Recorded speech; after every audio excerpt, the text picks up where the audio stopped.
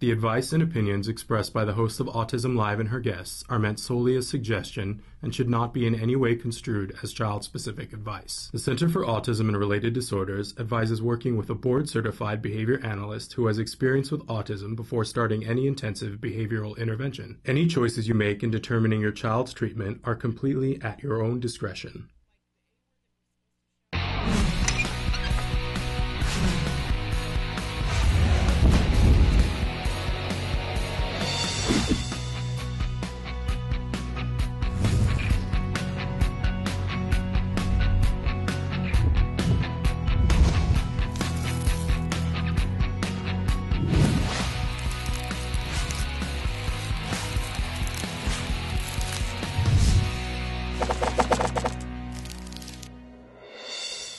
Good morning and welcome to Autism Live. I'm Shannon Penrod and we are webcasting to you live from the Center for Autism and Related Disorders headquarters in Tarzana, California. It is Friday and this is a special time for a lot of people around the world. They're celebrating a variety of different holidays, some of which we're going to be talking a little bit later on because we've had some viewers who've written in and said, what do we do to help our kids during holiday events? So we will be discussing that and so much more because we always look at autism from a 360-degree perspective. And we're going to be with you live for the next 2 hours talking about autism in lots of different ways. It's a very exciting show today. I have been very excited about it all week long.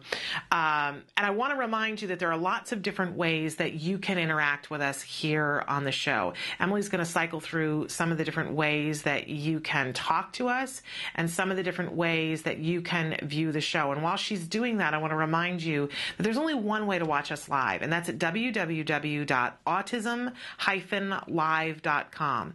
When you go there, you will see a desktop and there is a big white box and it says questions we're answering right now. If you put your cursor there, and I have hit the go live button, so it's active right now. If you put your cursor there, you can type whatever you would like, hit enter, and it shows up magically right here on my screen. Don't you love technology?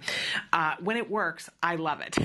When I can't figure out how to make it work, I'm not so sure I love it. But in any case, this is a way that you can talk to us on a live show and get your questions and your answers in a really immediate format. Lots of different ways to watch the show and lots of different ways that you can pose your questions. All of them are free, including that live feature. We don't ask you to log in.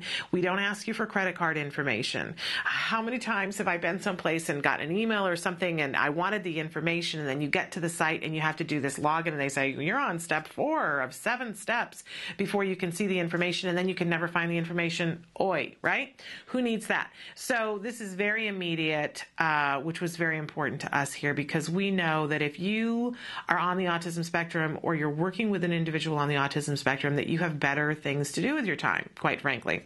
And the reason why we know that, and the reason why I know that, I'm not an expert in autism, and I always like to remind you guys that. I'm not a doctor, nutritionist, a lawyer. I'm not a school administrator, but I used to be a school teacher. And much more important to me lately, for the last 7 years, is that I'm a mom of a young man who was diagnosed with autism at the age of 2.5. And he is now 9.5. And he is doing remarkably well. I will tell you that in the early days when he was diagnosed, he had the kind of autism that's regressive, that he had already been speaking in sentences, and then it wasn't an overnight thing for us. It went away gradually. I always say that it was as though a thief was coming in the night and taking small pieces of my child, just enough so that only a mom would notice, only a mom would say, I think something's up. And even I was floating on that river in Egypt. Denial. We like it so much. And it took us a while. It took us quite a while. He was diagnosed at the age of 2.5. And thank heavens, we had access to people who pointed us in the right direction and told us, here are the people you need to talk to. Here are some things you need to look at. Of course, it always came to us to make the decisions questions, but we were in the right place at the right time and heard from the right people. And as a result of that, we came to the Center for Autism and Related Disorders, and our son got early intensive behavioral intervention, a 40-hour-a-week program for the first year, and gradually tapered down to, I think in the last year we were down to 8 hours, but 5 years. 5 years of intensive behavior intervention. And now my son is in typical fourth grade, completely mainstream, doing very well, got his report card, and we couldn't be prouder of him. And we have discussions again. I thought that might have been lost for a few minutes. There was fear in my heart of, will my child ever speak? Because he had lost virtually all of his language, all of his functional communication was gone, his receptive language was gone. And we have the most amazing conversations about things that tickle me, absolutely tickle me. But I know that we are there because we got help. He didn't outgrow it. I know that a lot of the media had said kids can outgrow autism.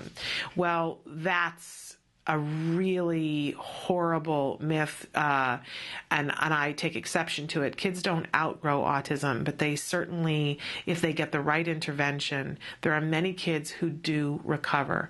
And that's one of the things that we're going to be talking about a lot on today's show. It seems to me, I mean, here we are. It's Good Friday. A lot of you have been celebrating Passover.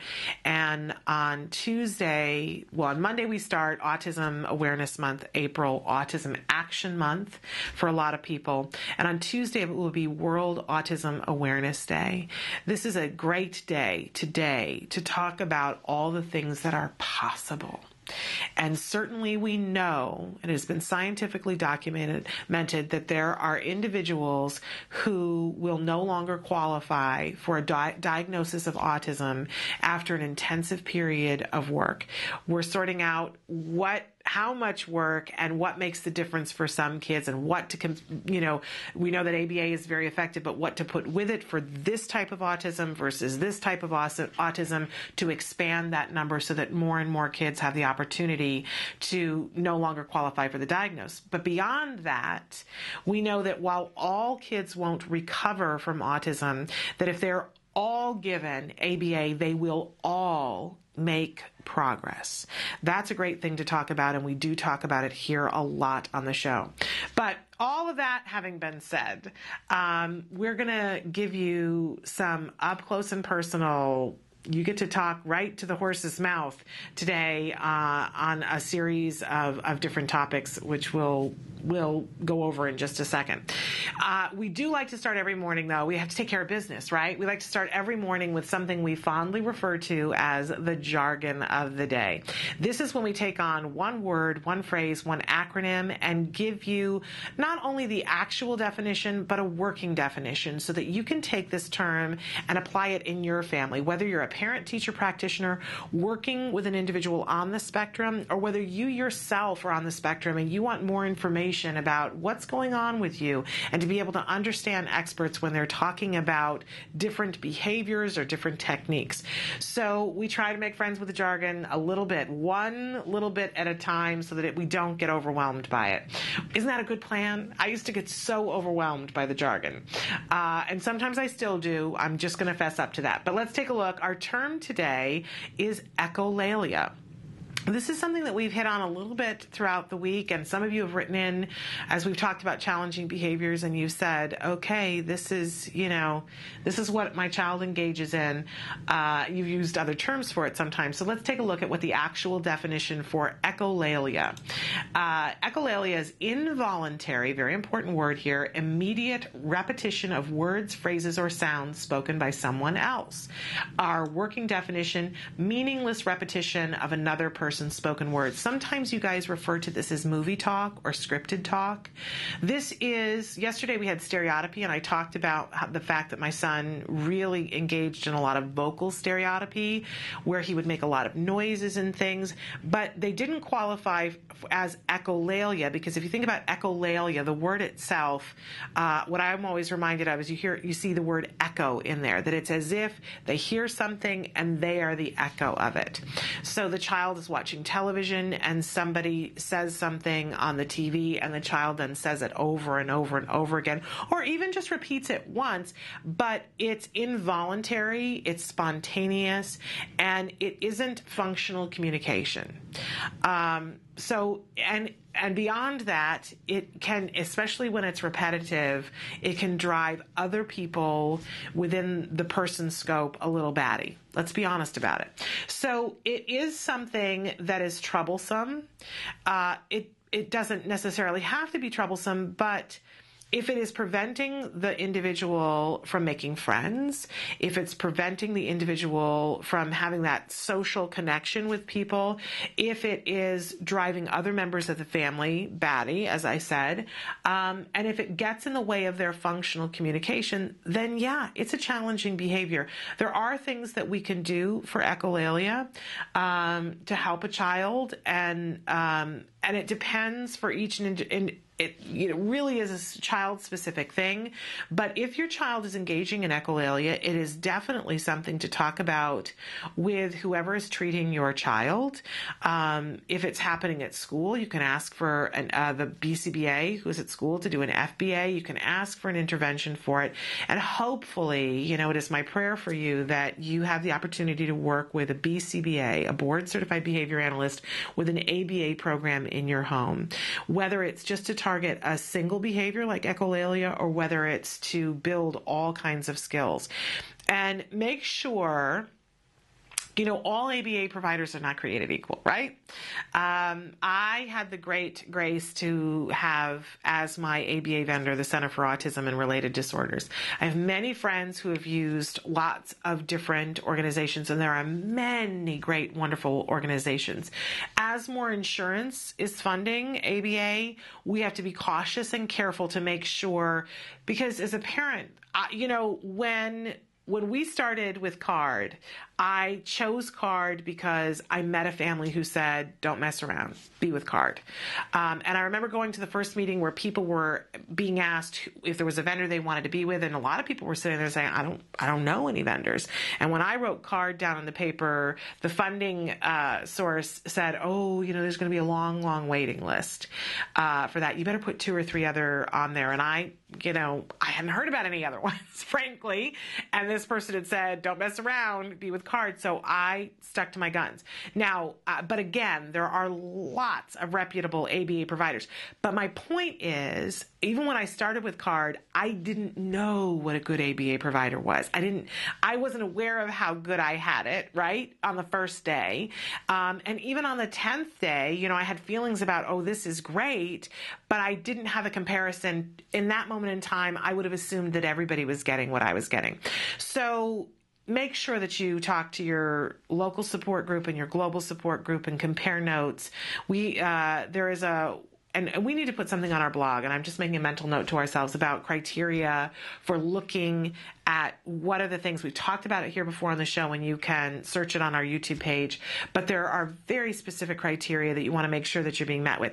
And one of the criteria is that you have the opportunity to sit down with your AB provider and say, here's what my concerns are. Here's what I'm worried about. And echolalia would absolutely be one of those things that you would want to make sure that you brought up. There should be a time built in to your hours. Here at the Center for Autism and Related Disorders, they refer to it as a clinic. And when your child begins every other week, you have a set 2-hour time that you sit down with everybody on the team, and the child is there. They work with the child. You talk to the supervisor. They begin by asking, what are your concerns? What are you seeing? What's happened that's good? What happens that's negative, so that they can adjust the program. There is no one size fits all in ABA, and there is no, status quo. We got compliance. We can all go back to bed now. It doesn't work that way, right? It's like pizza dough. You're constantly pushing it in different directions. It's going to shrink. One side might get a little uneven. You gotta renegotiate it a lot, and keep plugging on it. That is the story with ABA. But guess what? It works. So we do. But make sure that these kinds of things and any of the other challenging behaviors that we've talked about this week, that you're letting your ABA provider know, hey, this is what's going on. Guess what? We have a new challenging behavior, because that will happen. And you know what? The good news is that that's really typical. and I mean typical, not even on the spectrum, typical, that all kids will cycle through and find new challenging behavior. As I always say, think of the teen years. Lots of wonderful kids that do just great and then get to the teen years and all of a sudden the parent goes, what happened? Because kids do cycle and they find new things. It's called growth. It can be very upsetting, but it's very typical. Okay, quality problems, right? We always have a question of the day for you, and today's question that I'm dying to know what you guys are going to say. How will you spend Autism Awareness Day? I know a lot of people like to light it up blue, and I'm certainly somebody who likes to participate in that. I do get a charge out of it. I like to decorate our house. When we were in a teeny tiny little condo, and we would put out the row of blue lights, and one year it was just the one blue light bulb in the porch light, but it meant something to me as a parent. It meant something to my child, and we would drive around in our community to see who else put out a blue light, and each year there were more and more. And I like to drive in Los Angeles and see who lights it up blue. It's a very exciting thing to me. I really do enjoy it. It makes me feel not alone. I know a lot of people say, what good is it going to do? Hey, if it makes you feel good and it doesn't hurt anybody, I'm all about it. I like to sit and say, if I won the lottery and I had $3 million, what would I spend it on? It's almost as good. I think maybe on some days it's better than winning the $3 million because I don't have to worry about the taxes and people being mad at me that I didn't give them money, but I get to sit and dream for a few minutes. And I think that lighting it up blue and feeling a sense of community, gosh, there can't be anything for me that's wrong with that. But there are a lot of things to do on Autism Awareness Day, World Autism Awareness Day. We're going to be here doing a show, and we're going to be checking in with a lot of different people around the world. So that's what we're going to be doing.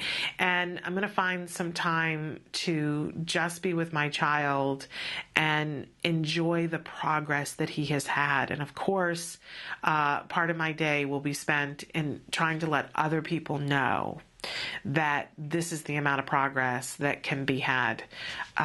Super duper important to me. But I want to know, what are you guys going to do? Have you got something happening in your community? Are there things? Will you light candles? Will you change your Facebook? What kinds of things will you do? We also have a campaign here on Autism Live that because I love the Light It Up Blue, but I wanted to do something else substantive, and we've started Compassion in Action. We're asking everybody to take one action during the month of April to show compassion to someone else. So you might choose that day to do it. April's a big month. You might choose to do something every day. I don't know. Go crazy with it. But we'd love to hear from you if you're participating in Compassion in Action. There's no action that's too small. You do know that on April 8th, one of the many actions that I plan on taking in the month of April to show compassion, I am going to shave my head live here on the show. I'm so excited about it, and we're doing this because there's a young dad who has been diagnosed with brain cancer, and this was something that his friends and community were shaving heads, and it was a fundraiser. So it will raise some money for this dad. And the thing that particularly caught my eye about it, because I don't even know this young man, but somebody brought him to my attention. And the thing that really, squoze my heart was that there were something like 21 men who shaved their head for this young man, but not a single woman did it.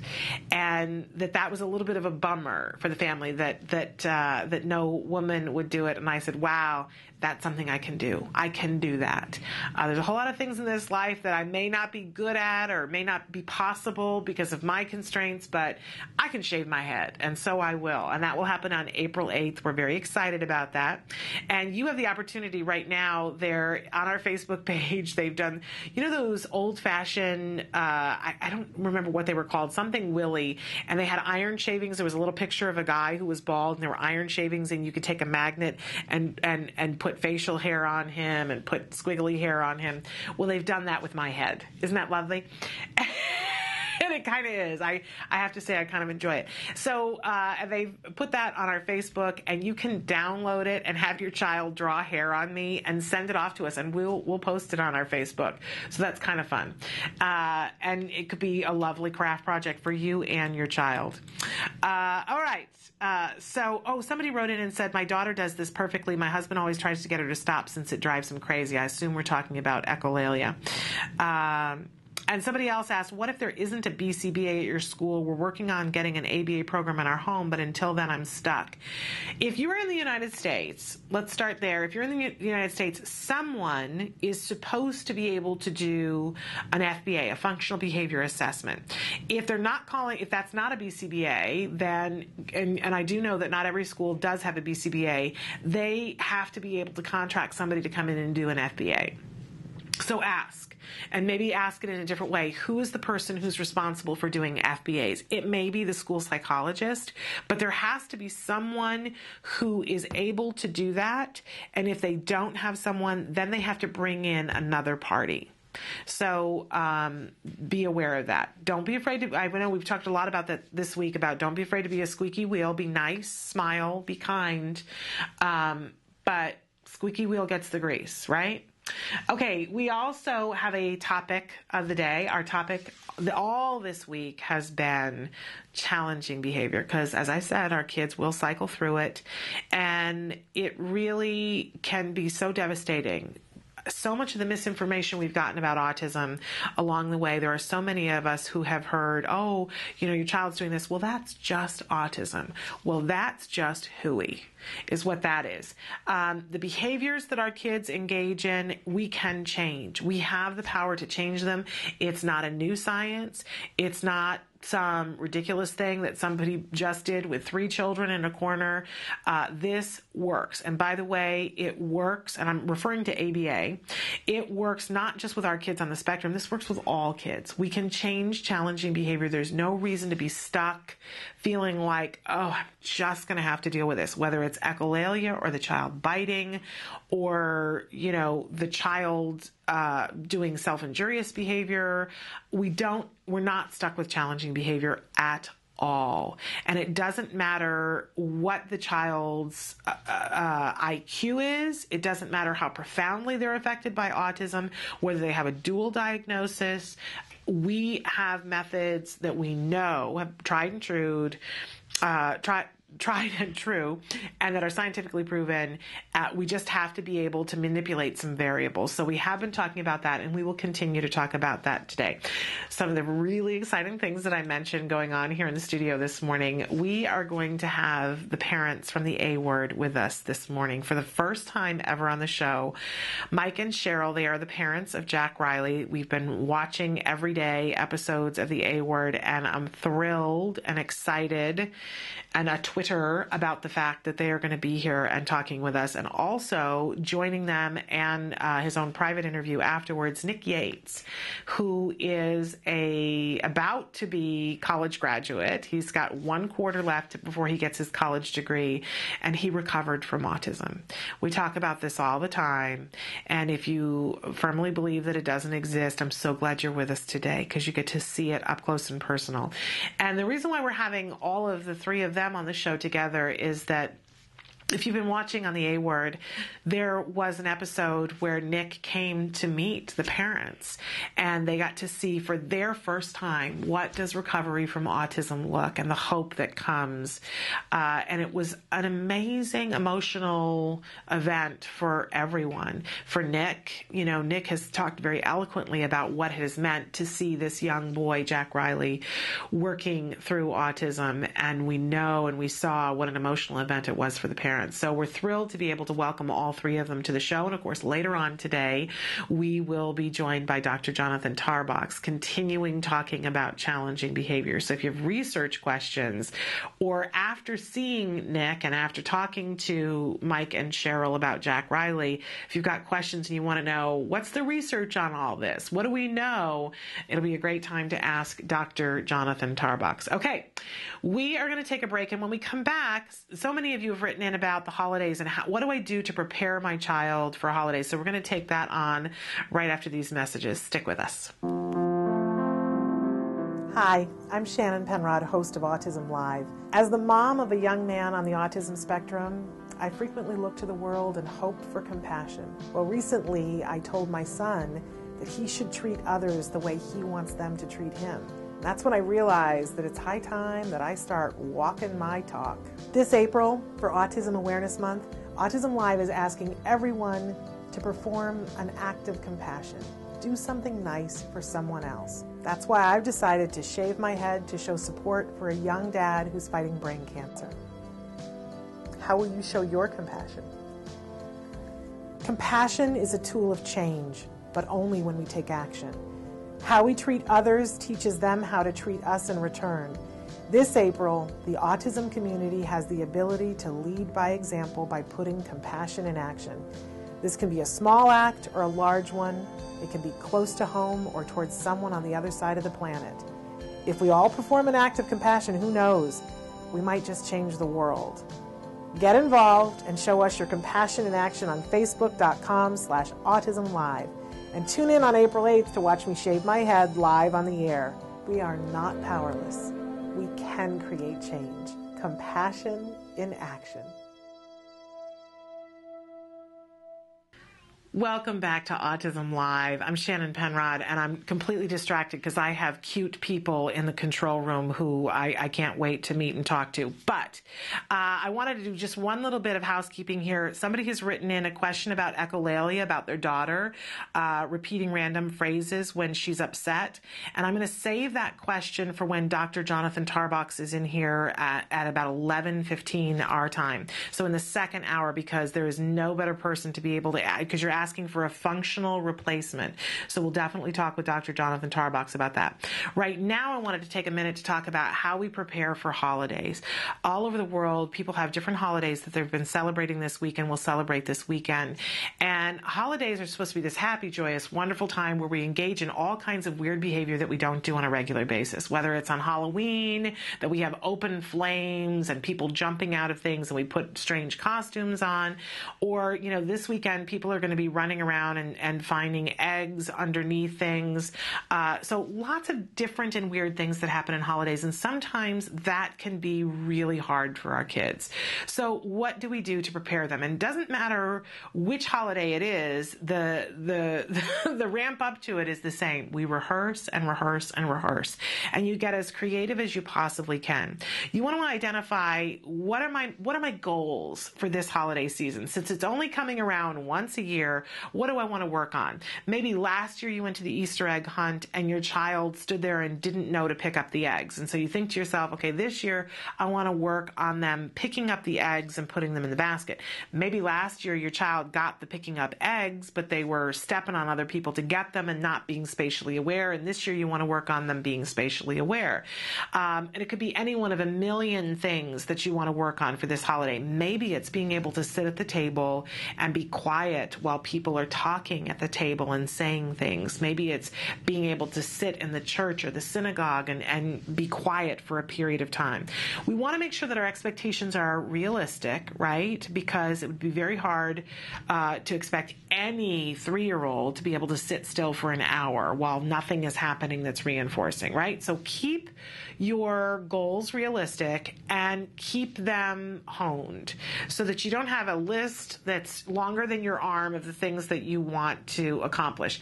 1, 2, 3 goals. I would say 3 at the max. And you can make a list and prioritize and say, okay, well, here are the goals. Here are the things I'd like to see this holiday season, but here are the 3 that are the most important. And I'm going to prioritize this one is the most important. And then you begin putting together your creative rehearsal.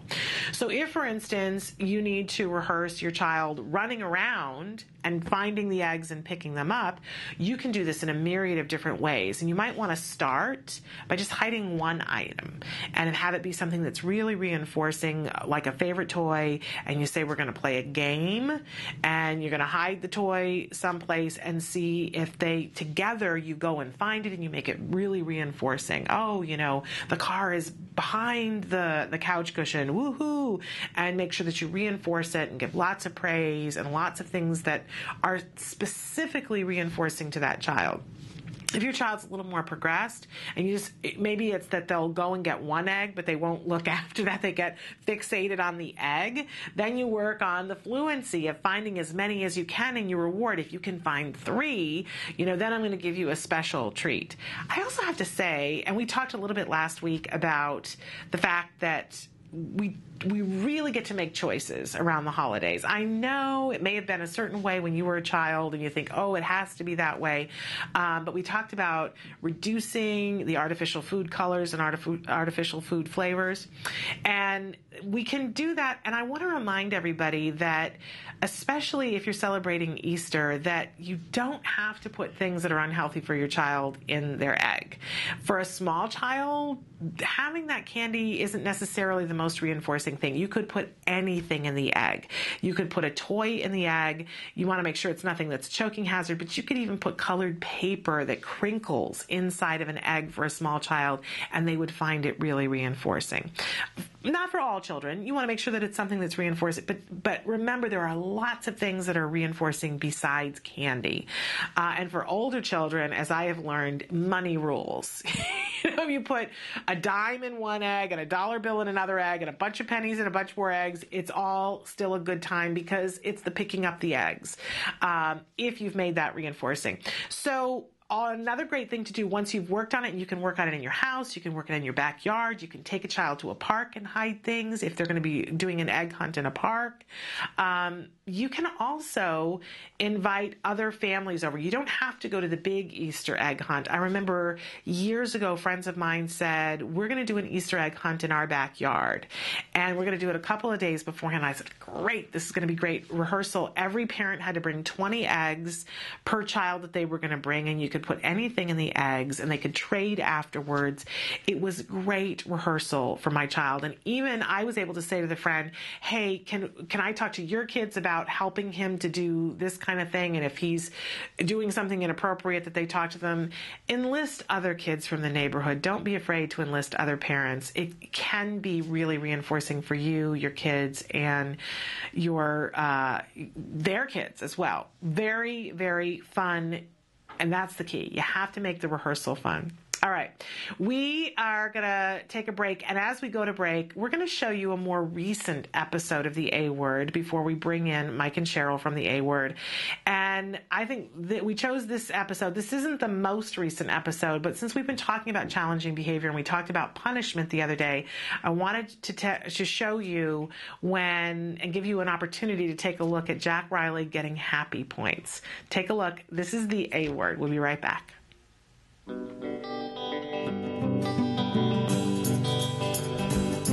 know a cute little blue-eyed boy, and his name is Jack. Jack Riley. He got a big, warm, blue-eyed soul that makes your heart beat fast. Exciting. I sing Jack, Jack, Jack is my buddy. Jack is my buddy. Everybody around is so down with Jack. Okay, Jack Riley, can you tell me? And when you're calm and nice, that makes everybody happy. And what are the pictures in this one? Not calm, mean. Mean. And when you're not calm and you're mean, that makes everybody sad. And when you're calm and nice to Lainey, you get to have special stickers put on your day. And when you get enough stickers, you get to have what? Cereal ball. So with a lot of our kids, sometimes they have trouble dealing with certain situations or changes. Diana wanted us to do is write a social story about being nice to Lainey, things you can do with Lainey Grace, besides for sure. The results of it is he's happy, Lainey Grace is happy, Mom and Dad are happy. Therefore, making him happy. And he gets the happy points on the chart. And we're supposed to write it in words that they understand. So it's pretty much we're going to be writing it together. I made a sticker to play. What should our story be called, Jack Riley? Should it be called Being Nice to Lainey Grace? Yeah, that's the one you picked. Or should it be called Lainey Grace, My Little Sister? What should it be called? Lainey Grace and My Little Sister. Okay, that's a good one. All right. What about your little sister? Do you love Lainey? Yeah. Okay. When she cries, how does that make you feel? Sad. Makes you feel sad. What are things you can do to make Lainey happy again? Kiss her. Kiss her? Okay. That's a good one. So when Lainey cries, it makes me sad. I can give her... Let's read it together, okay? Lainey Grace is my little sister. I love her very much. Rain Grace. Does that sound like a good story? Yeah. Yeah, it's good. Okay. You walked by Lainey doing a nice job. High five. Let's go put on a happy point. Woo! Let's Way go to go. do it. That was a happy point, buddy. Okay, happy point. Yeah. Woo! Happy point. Oh, this way. So what the heck is a happy point? A happy point is we've decided that Jack's aggressiveness with his sister is not being curbed by punishment. So we decided to really try to catch him being good, and that is where the happy point derives from. Good point here. Good example. Good being nice.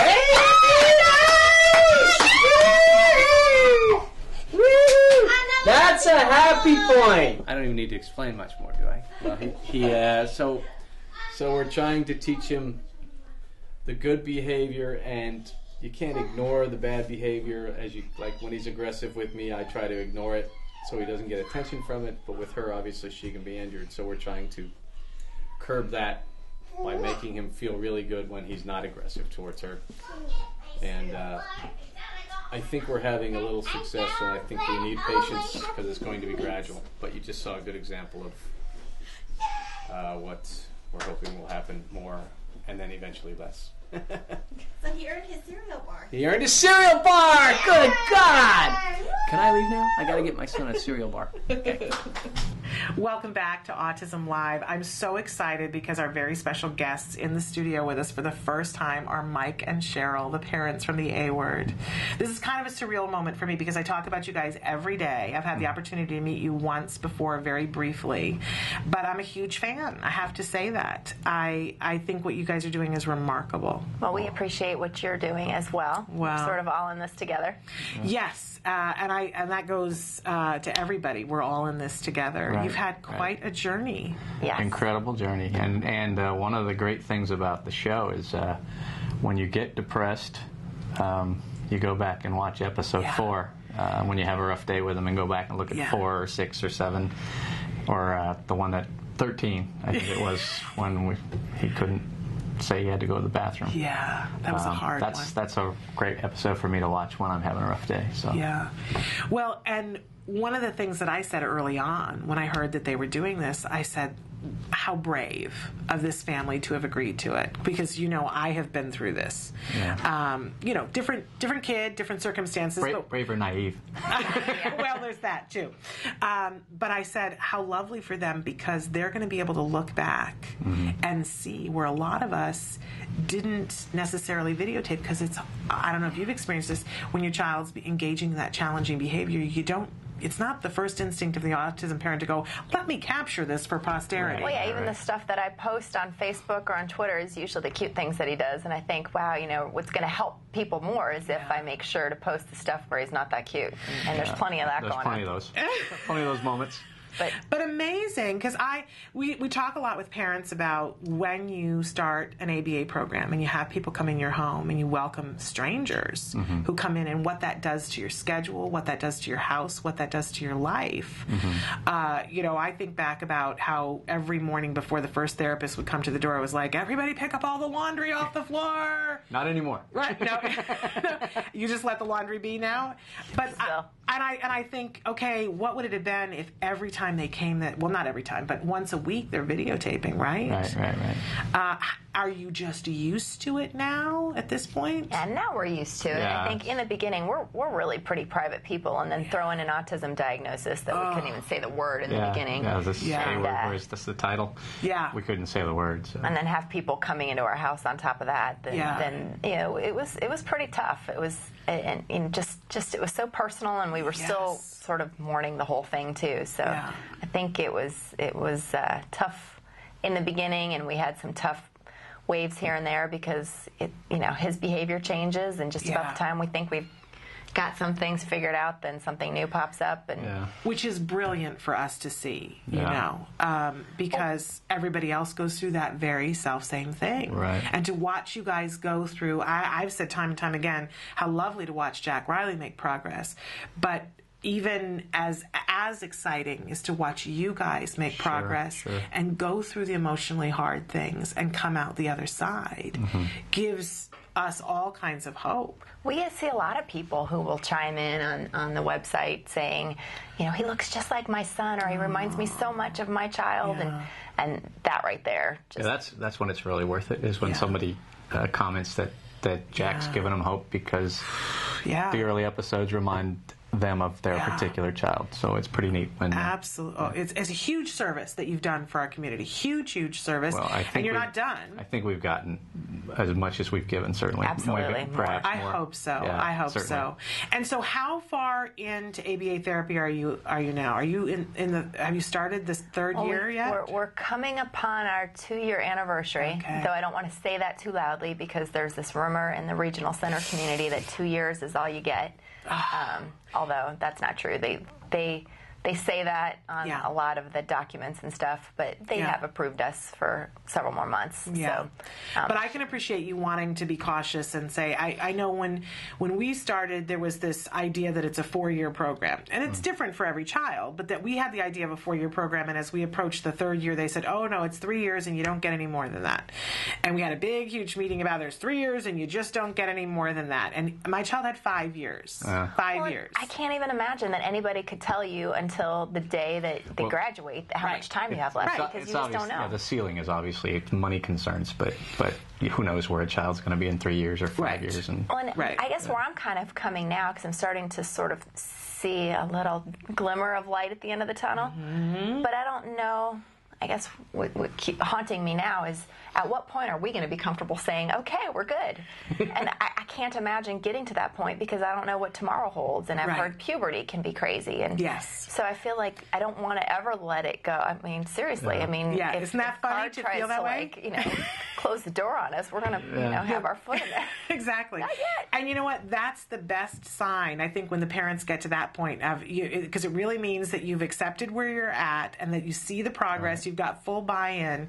But I will tell you, when that happened to us, the first day that they said, okay, we're going to start to wean, I went and found Bryce Myler here in the building and said, Bryce, what do we do? And we're only a year and a half now of not having therapy. My husband and I are still figuring out what we do with our time. Oh, sure. And how we can go wherever we want. Are you kidding me? Really? It's a very exciting time. But there will be others of us, myself included, that when that day comes, you'll have places to go and people will tell you it's okay. And when they say 6 months before they're done that they're done, and you feel like, no, there's no possibility, they actually know what they're talking about. Well, I've had conversations with our supervisors, and I'm like, so we're looking at a good couple years more of this, right?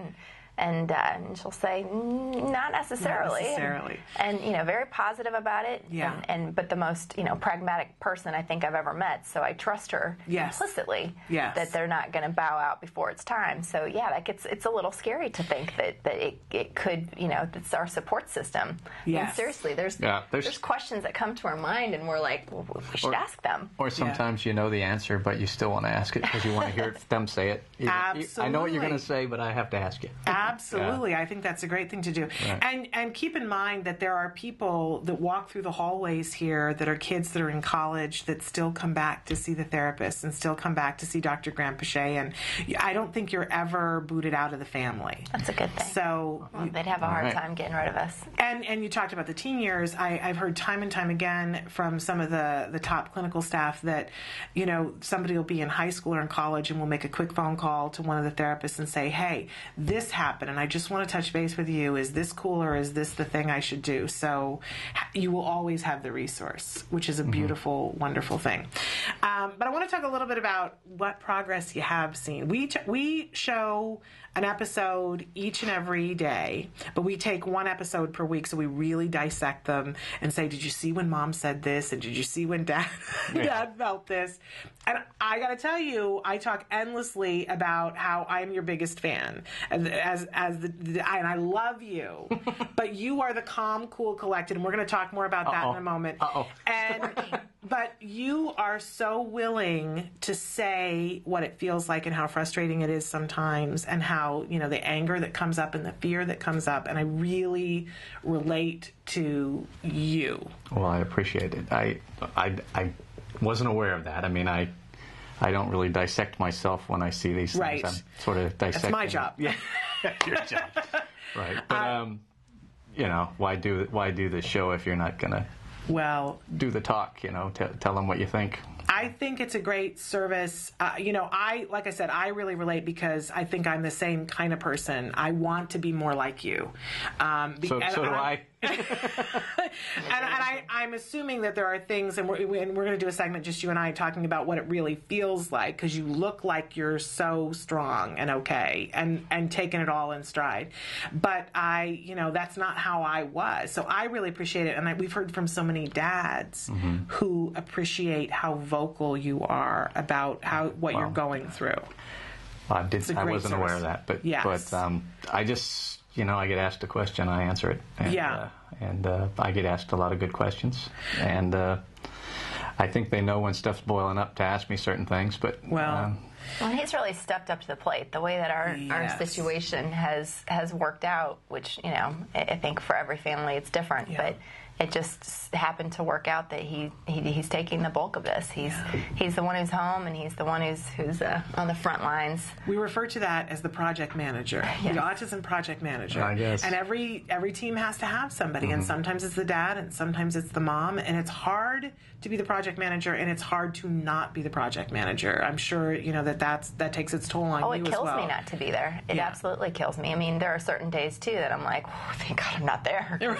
Yes. So hard. Yeah. And every Sunday he works, and I've got both kids and trying to juggle it all, and I appreciate him even that much more on Sundays. So wonderful. You should have been around yesterday. Just as we're leaving for a gymnastics class, I'm at the elevator. Therapist is in his car waiting for me to come out the garage to go to gymnastics with us, and I smell my daughter's poop. I don't even have the diaper bag, so otherwise I would have gotten. Thankfully, she did it then, because I would have gotten there and not had a diaper bag with me. So I sprint back in and get to the class, and then went right in and changed her diaper so he could go in. And then Diana was there, and she goes, "Hey, super dad." Oh. But that was a. I'm good with it now, but that would have ruined my day. A half a year ago, I would have not been able to do it. It's tough. It's tough. I mean, I think even if both of your kids are completely neurotypical, it's tough being a parent. I did it later on in life, and I was amazed at how. And I thought, boy, the people who do this should be in charge of everything, because you have to be a logistical dream to be able to do that. You've got to be a savant at that to be able to do it. But I want to ask you guys quickly, what's been the biggest progress that you've seen from Jack Riley? What's the most exciting thing at this moment in time? At this moment in time, for me personally, I don't think we really discussed it, is not being afraid to take him to the playground. And I watch him, and I know everything that's happened the last 4 years, but mainly these 2. And I'm not afraid to be there anymore. And I used to be terrified to take him to a park. So now it's like, if I have the time, I look forward to it. When it's difficult to squeeze it in sometimes, but that's my favorite thing, is that he'll go to the park and to hear him say on the latest episode when he says, "I'm going to say hi to 5 kids." The way he says "kids" is exciting to me. It's other people, other kids. I love that. For me, he's communicating more now. He's had language for a while and vocabulary for a while, but it was a lot of scripting and just a lot of observations. Not always the best observations, but observations. And I think even we got into some bad habits. Just the other day, he was telling me something, and I repeated the last few words to him, because that's just sort of how the dialogue is always going. And he says, "Yeah, Mom, I told you." So that's just the kid. He's just being a kid, and it's just, eventually I might not like the sass, but now I think it's hysterical, because I'm like, hey, that's how it's supposed to be. There are moments in a day when you can kind of forget the A word, autism. You he's just a kid, and then usually he'll remind you with something, or you'll just be reminded. But Is it hard when you've had a series of moments when the A word is not a part of your life, and then when something happens and you go, ooh, there it is? Is that an emotional... Well, I think usually we look at each other and say we shouldn't get cocky. Because he'll remind you that he's not out of the woods or anything like that, but he's just improving. I'll have 5 straight days where he's being great, and I start to feel pretty confident. And there's something about our neighbors. I don't know what it is, but he can be around. Hope they're not watching. At the park, he can be around. But when he's around our neighbors and their kids, the A word just comes out, and just the way he talks, he gets to scripting. He says just strangest things, and I'm embarrassed, and I hate that I'm embarrassed about it. But it's just and they're nice people. But I feel judged, and it's probably more me than them. Well, they've invited us to many things, and they try to include us, and we really don't go. No. Truth be told. Because he always, for some reason, with those people and those kids, there's just always something that emerges where he's just more A-word than he is typical. But I think that's really common that, there are some kids that are just good at pushing the buttons. Mm-hmm. There were 2 kids in my son's preschool class that had older brothers that were on the spectrum.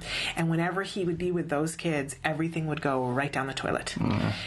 And I felt bad about it because I loved those 2 moms, and we would try to do things together. And finally, it was one of the other moms. She was like, my younger kid knows exactly which buttons to push on your child. That is what it is. Mm-hmm. And that made me feel so much better. That she knew that. Yes, and that she gave me that permission to not be like, what's wrong with my child, or what's wrong with your child? It was just, this is what this is. My child is particularly good at this because he has this at home. And then I felt better about saying, then we're going to play with other kids for now. Yeah. Maybe not forever, but, because it isn't reinforcing for a parent. If you're having them be with one child and it always is bad, it's okay to not visit that right now. Mm-hmm. You can always come back to it. Sure. But it's so thrilling to have you guys here. We're going to mix it up a little bit. We're going to take a break, and then just you and I are going to sit and chat for a moment, and then we're going to have you come back in with Nick Yates. All on my own. Oh, okay. No, we're going to have you come back in with Nick, because I want to talk specifically about what it was like for you when you got to meet Nick. Okay. And I feel like so much of the time we talk about how awesome you are, and no, honestly, I must not be watching enough. I've got a good speed dial now. Well, yes, now you'll have to check it out every day, because I always say, isn't this dad great that he'll admit to these things? It is. It's awesome. But it has to be, you're being incredibly honest, and that I'm sure has a toll for you from time to time. I'm losing my hair. I'm going to lose my hair too. Have they told you I'm shaving my hair? That's very courageous. Well, I don't know about that. In the realm of courageous things, shaving your head I don't think qualifies, but it's different. We'll say that. In any case, we're going to take a break, and we're going to come back, and we're just going to mom-to-mom talk. And if you guys have questions, feel free to write in, because this is your opportunity to ask Mike and Cheryl right here, right now, in real time. Stick with us. Currently, in the United States, 1 in 88 children is affected by autism. 1 in 88 means something different when your child is the one. Recovery is possible. Hi, I'm Shannon Penrod, host of Autism Live, an online show about autism broadcast by CARD, the Center for Autism and Related Disorders. I'm also the mother of a child with autism. My beautiful son, Jem. You know our old joke, guess what? Chicken butt. Chicken butt. So we're going to take the chickens. But things weren't always so easy. I remember when Jem was first diagnosed with autism. I used to lay awake at night in bed and pray for someone or something that could help us to get our child back. My prayers were answered by Dr. Doreen Graham-Pichet and the Center for Autism and Related Disorders. CARD treats autism and other related disorders using the principles of ABA, Applied Behavior Analysis, which is the only scientifically proven effective treatment for autism. It is also recommended by the American Academy of Pediatrics and the U.S. Surgeon General. About a year after we started treatment with CARD, we were able to see tremendous improvement, and we got our child back. What grade are you in? Second. You are a smart cookie, huh? Mm-hmm. Do you like school? Yeah. Do you have any good friends? Yeah, Oscar. Oscar is your best friend? Yeah. And my child is just one of thousands to benefit from CARD ABA therapy. Across the nation and around the world, children are making amazing progress and being given the keys to unlock their full potential. We are extremely grateful for the amazing job CARD has done in helping our daughter. Our daughter today, just in 4 months, I think is a totally different child than when she started with CARD. I kind of see it as, it seems like her brain in a way was asleep, and now that we've gotten so many services, we've seen her wake up. It just has some gases. Recovery is possible if you take the right steps, if you're willing to put in all the hard work. And 7.5 years, yeah, it's a lot of work. It's worth every little bit, and CARD's been there with us every step of the way. I have 2 children with autism. I can't imagine a day without CARD or the therapists. They've been so instrumental in helping us with our kids and shaping their lives and helping us help them. Thank you, Christina Big Alex. Thank you, Jackie and Mariana. We've tried other things before ABA, but the most beneficial thing has been ABA services, and I'd be the first person to tell any newly diagnosed family that you have to contact an ABA provider, and if you're lucky enough to have CARD, you're very blessed. Recovery from autism is absolutely a possibility. We've been recovering children for over 20 years. It's just a matter of identifying the child's medical needs, understanding the child's sensory issues, and then teaching the child all of the skills they need in order to function normally. We know there's hope for autism. Autism is treatable, and recovery from autism is possible. Welcome back to Autism Live. I was just saying to our very special guest, Cheryl, from the A Word, we were talking about things that make us emotional. I said, it's okay, because I cry every day here on the show. I have a box of tissues here, so if we need them, I just want to take a couple of minutes to talk mom to mom, because it's a very specific thing being a mom of a kid on the autism spectrum. So when did you first think, okay, we might have an issue? He was probably... 17, 18 months, which right there will make me cry because my daughter is approaching her 17-month birthday, and he wasn't talking at all. No mommy, no daddy. He said cat, but it was one specific cat on Nick Jr. that he would see. I found a very similar cat on his shirt at Gymboree, and he said, his approximation for cat, and that was about all he said. So really all I wanted to do was to get a speech delay diagnosis. Right. And nobody would take our insurance to just have a speech evaluation done. So we were directed to the regional center.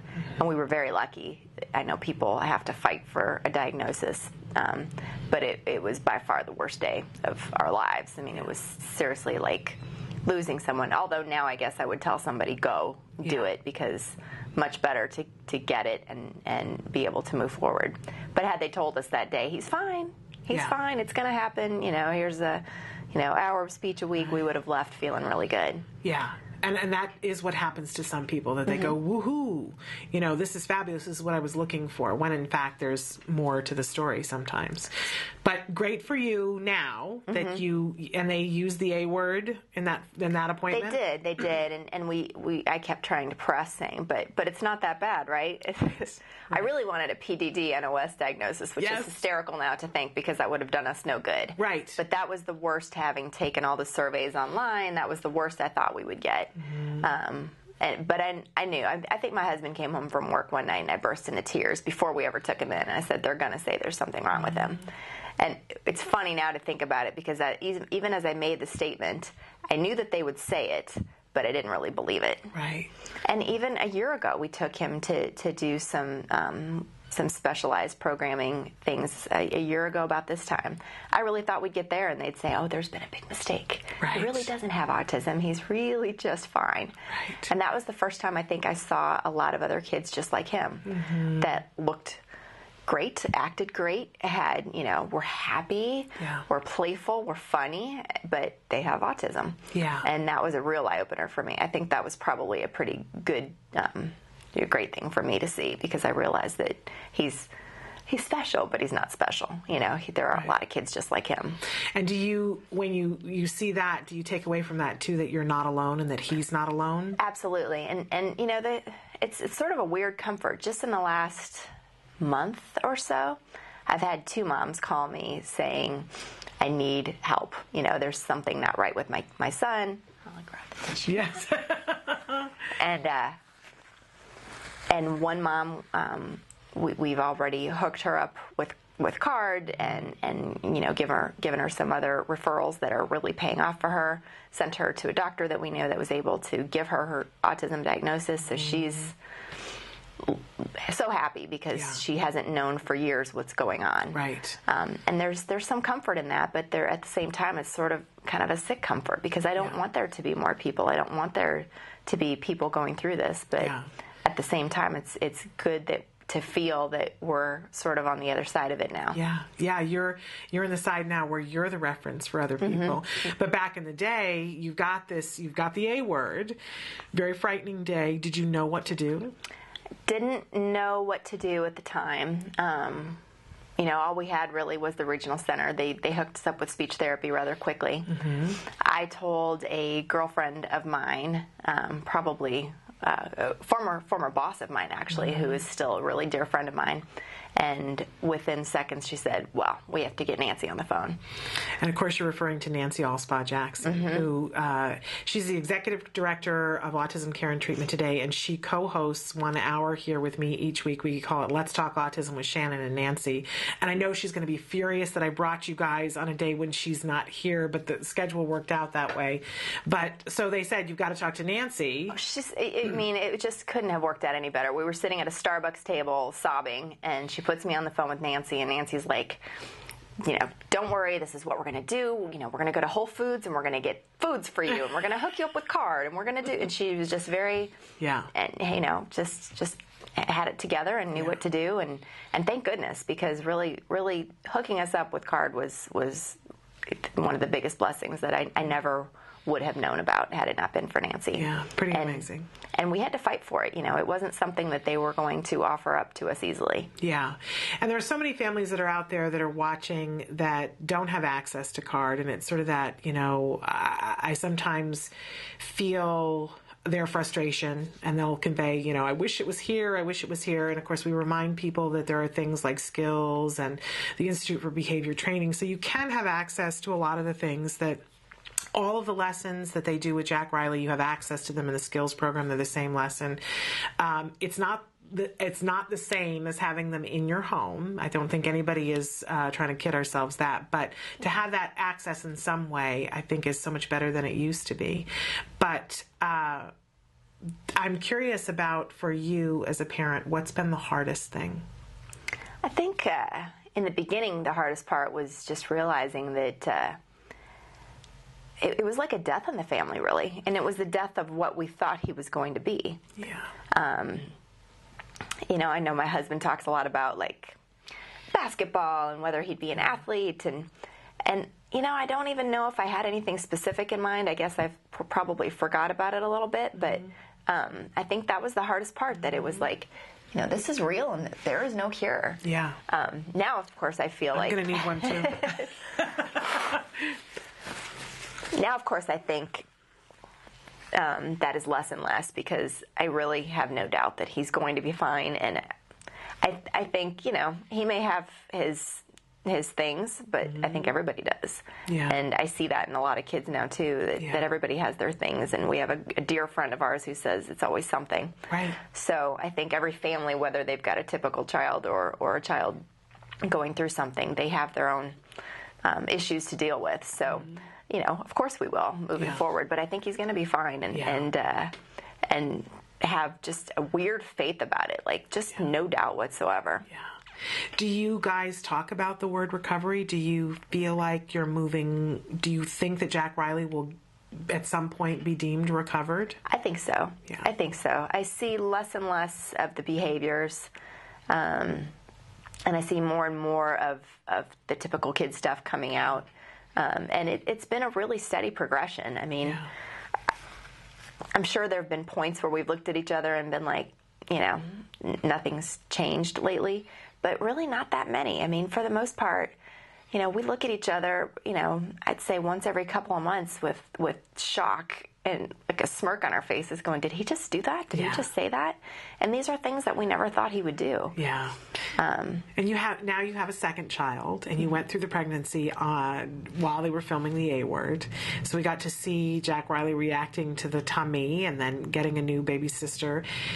And we saw you guys dealing with some of the emotion about fear and worry about, will this child potentially also be on the spectrum?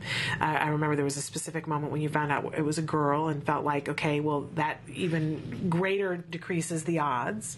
But you mentioned that she's almost at the same age where you started to see a difference in Jack Riley. What's it like for you now? We question it. I think we'd be fools if we didn't. And I think, you know, everybody would think that, you know, of course you question it, of course you're looking for it. And of course, you know, unfortunately we weren't given the child who started speaking complete sentences at 9 months old. So because of that, you know, we're sort of, you know, she can repeat every word that we say to her, and she has her own words that some of which, you know, we don't know exactly what she means yet. Right. So I think in my heart, I think she's fine. But I'm probably going to take her down and have her evaluated, because why not? Yeah. I waited until Jack Riley was about 22 months when he was evaluated and diagnosed. She'll be 17 months in a couple weeks. And I think I'd be devastated if they said anything but perfect, but that was true with him. Right. We sort of went around and around a little bit on that, because I think just the thought of her being anything but fine is pretty devastating. Yeah. But I think the truth of it is if she isn't, we surely have the tools to deal with it. Yeah. And if she isn't, I think she's a little bit farther ahead of where he was at this age. Right. And since he's coming out just fine, you know, we would have pretty good reason to believe that she would too. Well, I have to say thank you for all of your courage and for being willing to do this, because as I've said before, and I'll say it again, this is a huge service to our community that you guys have allowed your story to be told in an ongoing way. It's very courageous. And I for one, really appreciate it. Well, thank you. You know, and I always say to people, you know, it doesn't matter where you are in this journey, this is an important series to watch, because as a parent who's 5 years ahead of where you are in the process, it's been very cathartic for me, because when I was going through the process with my son and you know, and he would learn something, I didn't know what was coming next, and I didn't get to enjoy the milestones as much as I would have. And I say it's like when you read a book and you're hanging on the end of your seat the whole time in a book, and then when you go back and reread it, you get to enjoy it. And that's what I feel watching your series. I know the end of the story, and so I get to enjoy it this time. Well, you'll have to fill us in on what the end of the story is. Absolutely I think will. We know, but we can't really, you know. Yeah, and it's different for all of our kids, but I think you know the end of the story too, because you said I have this deep faith that everything is going to be okay, and I know that. And I think that can be the deep faith, and then the day-to-day stuff is, you know, there's we panic every day, and we still... Yeah, well, that stays. And I think that stays regardless of... Now, more and more, I talk to neurotypical parents about stuff, and I go, is this because we went through this? And they go, no, that's just parenting. You're going to panic the whole time. But it will be okay. It will be okay. And we're going to take a break, and when we come back, we're going to bring your husband back in here, and we're going to bring Nick Yates in. And for those of you who haven't seen Nick before on the show, Nick is a young man who recovered from autism. And, phenomenal. And what was that like for you meeting him the first time? It was really interesting. You know, like I said, when I first saw other children with autism, it was a pivotal point for me. Right. But yeah, you worry about what does this look like, you know, 20 years from now. Yeah. And we got to see that. And boy, you know, I mean, if there's anything more encouraging is to see somebody that, you know, not only is impressive as a kid who used to have autism, but is impressive as a kid. He's just a good guy. He's just a smart, exactly, you know, articulate person. Passionate, and, you know, I actually believe that a lot of that could be a result of, either the way that his brain works or the help that he's received. Absolutely. I agree. It's a very exciting thing. So we're going to bring Nick in, and we're going to bring Mike back in, and we'll look forward to having you on the show some other time when all of this is done and past. That sounds good. Doesn't it? Very cool. All right. Thank you for being with us. Stick with us. More after these messages.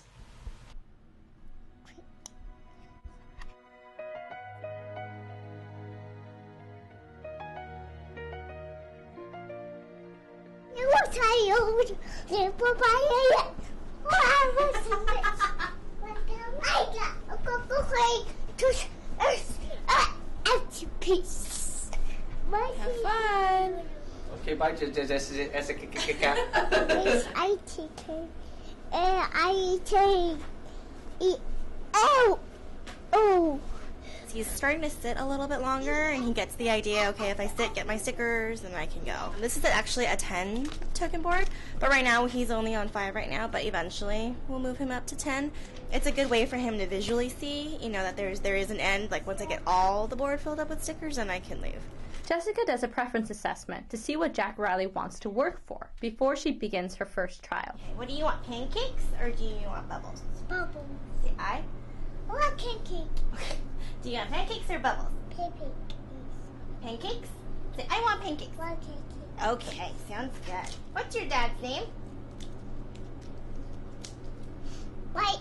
Mike, good job. Here you go. You want to put the J on? Push J on. Put the J. J. Good job. Nice job. When's your birthday? December 15th. December 15th. Good job. How old are you? 2. Nice. Can you show me the fingers? 2. 2. Good job. Here you go. What's your mom's name? Cheryl. Cheryl. Very good. Whoops. Here you go. Put another one on there. Where does the K go? Good job. What does it say? Jack. Say Riley. There you go. All done. Here you go. It's good. Okay, go play. See you later.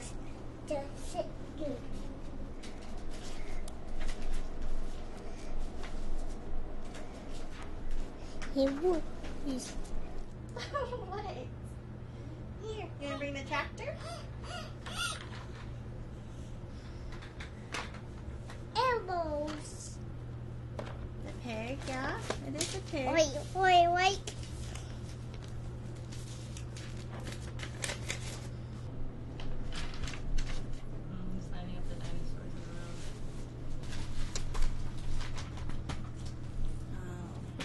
Okay, buddy. Lining up objects is associated with autism because it shows that the child doesn't know how to appropriately play with toys. This is why Jack Riley's therapists teach play skills, so you can learn how to learn. Playing is learning through imitation, and it also helps develop communication skills. This is why the behavior is redirected. Let's make a bridge for the dinosaurs. Are they friends? Should we walk? Let's walk. Let's walk. Yay! Let's go play. What else can we do? Jack, what is this? It's Is it this way? Is it this? It's a this way? Is it this way? Is it a bridge? Did you make a bridge? It's a bridge. Can the dinosaur walk on the bridge? Walk on the bridge? Walk. Can you make the dinosaur walk? You do it. Dinosaur walk. Jack Riley, do it. Make him walk. Walk. Here, slide down. Slide. Whee! Ready? I want to do it. Ready? Whee! Sometimes lining up toys can be appropriate play. Jack Riley lines up his blocks to build a bridge. What makes lining up toys an indicator for autism is when the behavior is limited and is the only way the child interacts with the objects. That's more creative, Jack. At clinic, Sabrina suggested to make a visual schedule because he's been having a hard time walking outside. So look, what's this first? There's Dad, there's you, there's Miss Shireen. You're holding hands. Like you're walking on the sidewalk, holding hands. And then when you get to the grass, you stop. You stop. Yep. You stop. And then what do you get to do? You get to run on the grass. Say run on the grass. Good job. The end. But yeah, so we were gonna show him like along the way as every step, like you walk out, you hold hand, and emphasize holding hands. Okay.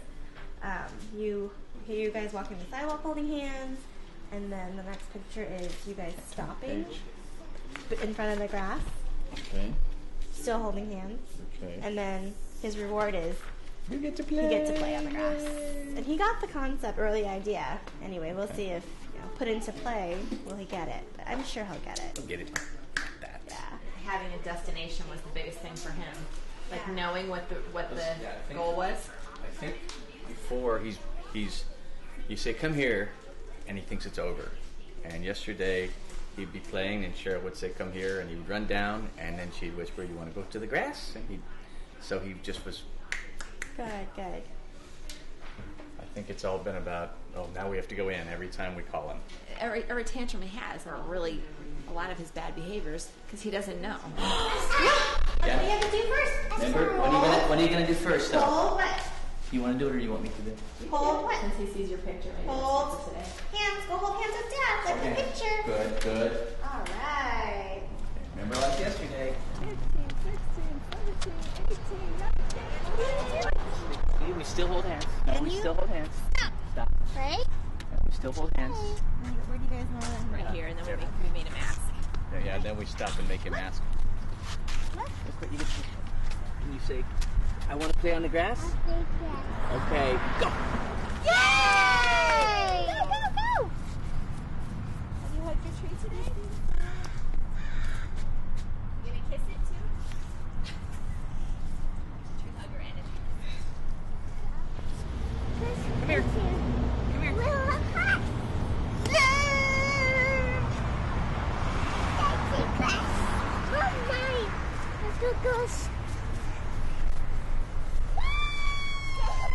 Yay! Uh-oh, wet butt. Hey, do you want stairs or grass? Grass. Okay, stay with Mom. 10 steps. 10 steps, ready? 1, 2, 3, stay with me. 10 steps. 1, 2, 3, 4, 5, 6, 7, 8, 9, 10. You want grass? Okay, go. Using a visual schedule has helped Jack Riley a lot on outings because he can anticipate what will happen next. And unlike last week, there has been no aggression or biting. Whether it's a token board or a visual schedule, having items JR can see helps him a lot to know what's happening next, and therefore be a lot less anxious. What do you want? You want grass or do you want... Okay, go play.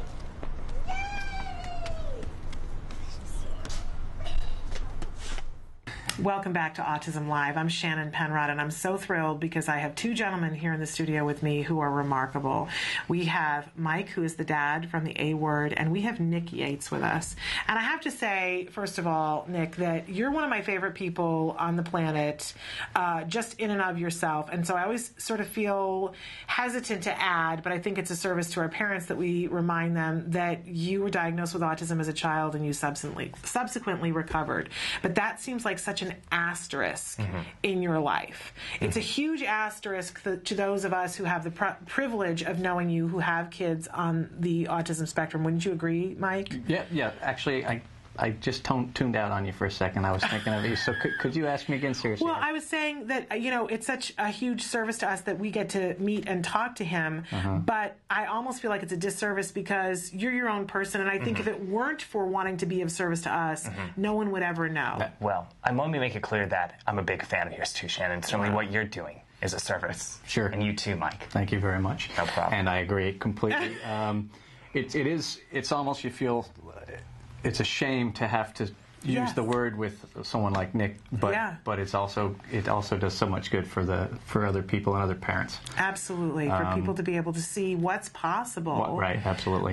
Is amazing. And I specifically wanted to have the two of you on together because, Nick, you had the opportunity to go to their home and meet this wonderful family, all of them, Jack Riley and their daughter Lainey and Mike and Cheryl, and it was pretty emotional for everybody involved. Yeah. I'd love to know first from you, Nick, why did you want to go, and why was it so emotional for you? You know, just from watching the episodes of the series, but more so when I was there in person, I don't think I ever truly realized the impact a young kid can have on an adult, and why it is that the work you all do here can be so rewarding. And, you know, where your son is at reminded me a lot of where I've been, and what I still need to work on, and that motivates, inspires me to continue to be and do my best. And the thing that I really hope for, he just seems to be doing so well that if he either finishes or improves to a significant extent that he starts kindergarten and he's almost entirely indistinguishable from the rest of his peers, I would be so happy, because I entered school while still battling the disorder and still showing significant signs, and going to school in a small school district, as I told you, made it difficult because even after I'd improved to a significant extent, there were still those who gave me a hard time for what I was going through, and I don't want to see your son or any other kids, for that matter, go through that.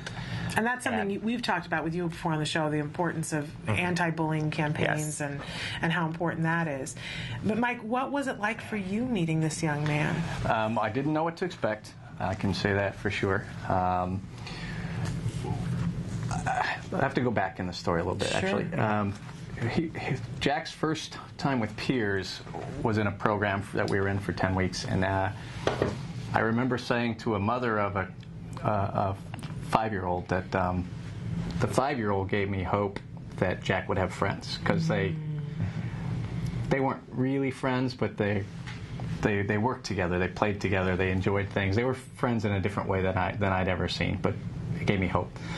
Nick gave me a different kind of hope, and that is look into the future, because college, is that possible? You know what I mean? I had no idea what the future held, and I see it's just like any human being.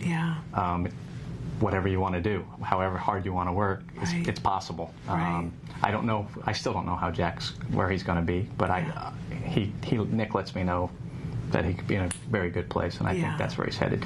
Maybe a different great place, but a great place. Right, because it'll be a Jack Riley place. That's right. But it'll be awesome. Right. And I would also like to add, meeting you and your son not really made me feel a lot better about myself, but as I've mentioned to you, I have a younger cousin who has symptoms that are characteristic of autism. He's receiving services out of the Torrance office. And just meeting your kid just really, I think, enabled me to view my relationship with him in a different way, where I think in the past I was really not being acknowledging and ignorant of what he was going through, because just at the time with what I was going through, it reminded me too much of my past, and I didn't want to have anything to do with that. But it just really allowed me to look at him in a different light. And he still has a long ways to go, but I really hope that he has a chance to improve, because your kid gives me hope. Well, you say every time I've been around you, you've said things I have to work on, and I've noticed that. Like, you're very conscious of, I don't know what you consider your weaknesses, but you know you have things to work on, as we all do.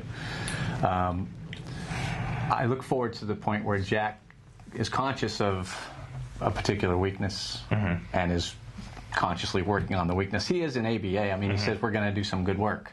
We're going into the room to do some good work and things like this, but at some point, I hope specifically he knows I'm going to work on this particular thing today that I consider a weakness. And you say that every time I'm with you. And those of us who aren't on the spectrum or never were on the spectrum probably should learn something from that. Yeah. There's a lot of things, too. I mean, I notice I get the privilege of being around many people who have received a recovery diagnosis. And one of the things that I've said before on the show is that if I look for a running theme, they're the most polite, most conscious of themselves, great perspective takers, that you're always asking, is this okay for you in terms of this? How do you feel about this? I want to be polite about, I don't want to overstep. I wish that some of my never been diagnosed friends would take a page out of that book, because so considerate, and polite, old-fashioned polite. Right. Was it 2 summers ago that there were 3 different young men who were working here as interns who had all recovered, and you were one of them. And I can remember going to the elevator here, and anybody else in the world, everybody else in the building would get on and off the elevator, and you guys would always step back and say, ladies before gentlemen. It was remarkable how polite and considerate and how much perspective taking there was. Ironic. Yes. Elevators are a bit of a peeve, actually, for me. Nobody holds them. You're 10 feet behind them, and they don't hold them open. Well, and I admit to being bad at them. Somebody yells, hold the elevator, and I have no idea which button to push, so I'm really bad at that. But a remarkable opportunity to be with you, gentlemen, and to think about... I think I shared this with you, and I don't know if I've shared it with your family, that it was about a year ago that I was watching with my son. We were watching an episode of The A Word together. And he got confused for a moment and looked at it and said, is that me? And he wasn't very blonde, but he had had Jessica as a therapist as well. Oh, wow, yeah. Wow. And he said, is that me? And I said, no, honey, look at it. It's a blonde little boy, but, you probably are remembering Jessica. And she was working on something with him that she had worked on with Jem. So he was having this interesting sort of moment. And it was an episode where they cut to Cheryl, and Jack Riley was having a difficult day, and he was crying. And they cut to Cheryl, and she was saying, it's days like this when it's hard, and I have to call my friends, and I sit outside the door, and sometimes I cry. So there I was sitting on the bed with my son, and he said, the mom's crying. She's really sad. What is she really sad about? And I said, because the little boy is crying, and he's not having an easy time of it. And he said, oh, doesn't she know he's just frustrated? Oh, wow. And I said, I used to sit outside the door and cry. And I think he actually asked me that. Did you cry when I was having therapy? And I said, yes. I sat outside the door and cried. And he said, why? And I said, because I wasn't sure, and I didn't know if someday you were going to be able to tell me. He said, Mom, I was okay. I was just frustrated, and it's okay to be frustrated. And I thought, wow, what a gift that was for me. Yeah. I didn't know if he was ever going to get to the point where he would tell me what therapy was like. And I was always asking you, Nick, were you mad at your parents afterwards? Like, when it was hard, did you just were you mad at your parents forever? And you had said to me, and a lot of other individuals who have recovered have said, I don't remember all that much about it, but that the memories are kind of foggy. And I didn't know if I would ever have that moment, but that episode gave that to me. Right. And to know... Jack has that word in his vocabulary now. Frustrated? I'm frustrated, and of course it's been given to him, and he's worked on it, and it's not always used appropriately, but whenever he gets like that, we try to, are you frustrated? And I'm frustrated. And but that's a great gift actually for you, huh? Absolutely. Yeah. And I let you know that, and he had said, make sure you tell them that he's just frustrated. He's okay. He's just frustrated. Would you agree, Nick? Absolutely. Did you feel frustrated? Do you remember feeling frustrated? Constantly. It was just constant struggle within. Yeah. But do you feel like you're a better person for it? Absolutely, because who knows where I would be without. And you have a great work ethic. Thank you. And we're gonna take a break again in a minute and just talk with you about what's going on with you, because you've got some exciting things going on. But I hate to say goodbye to you, because there's so much I'd like to talk to you about. Any advice that you want to give for dads who are watching, who are maybe still on that river in Egypt? I can say something that it's not original. It was okay. It made it gave me some clarity, and that is when you get the diagnosis, you go through like my wife touched on, grieving sort of. Yeah. And any Kleenex down there? Oh yes, we have the Kleenex. Thank you, just in case. Yes. You go through a grieving period, and another gentleman I got to know. You get to know a lot of people pretty closely quickly, because you talk about things you just wouldn't talk about until you knew somebody a while. But he told me he went through it too, and then he realized that what are you mourning? What are you mourning? You're mourning something he never was. You're mourning, in my head I saw a point guard in basketball maybe, and maybe somebody I could golf with, and maybe I could pass on my love of movies or whatever to him, and that just wasn't him yet. What you're mourning is something that didn't exist. So I got to sort of start over after that, and just he's my son, and we'll figure it out. So I don't know how clear that was as an answer to your question, but that sort of small moment sort of gave me a lot of clarity. Absolutely. Well, you really, both you and Cheryl, are an inspiration to so many of us, and we appreciate and we appreciate Nick as well. And we're going to keep him. Let's hug it out. And seeing the two of you together, it's an amazing. We don't even really know each other. I mean, we've only been around each other. This is the fourth time, I think. Yes. So. Well, it's an ongoing growth relationship. Yeah. So we'll look forward to more. Yeah. Thank you for having me. So much. We're going to take a break and come back and have just a brief interview with Nick before he has to go do the things that he has to do. Thank you. Stick with us. Nick was nonverbal till he was 2 years old. We had lots of behavioral problems with him, and we had a lot of social problems at school that were somewhat mysterious. Nick Yates was diagnosed with autism at an early age, but he didn't begin receiving intensive ABA until he was 5 years old. 4, 5. Fantastic! Give me 5, buddy. All right. Despite great progress, Nick, like so many young individuals on the spectrum, was bullied throughout his school years. I just want to be able to be a regular kid out there in the world and get along with others. By the time he was a teenager, Nick's progress was significant enough that he lost his autism diagnosis and was deemed recovered. Today, Nick is a charming, socially savvy college senior who travels and is an emotional speaker on the subject of autism and recovery. I sat down with Nick recently to talk about autism through his eyes and his reaction to the Sandy Hook shootings. So Nick, thank you so much for being with us today. Thank you for having me, Shan. I always enjoy an opportunity to talk to you. So Nick, you're a college student. Yes. And you're in your... My final year. Final year. Yes. And thinking about potentially becoming a teacher? Correct. And what would you like to teach? Either social studies or humanities. So high school or college? High school or middle school. Wow. Yes. And why that age range? Well, somebody has to do it. That's true. I'm up for things that are challenging. Okay. I'm wondering, when people ask you to explain autism, what do you say? It's really not easy to explain simply because it affects everybody differently. Yeah. But when you look at the commonalities, what you find are people who have a lot of problems interacting socially and communicatively. So that's only part of it. Yeah. But that's really what a lot of those affected by it have in common. Absolutely. I know you met Jack Riley, the little boy in the A word.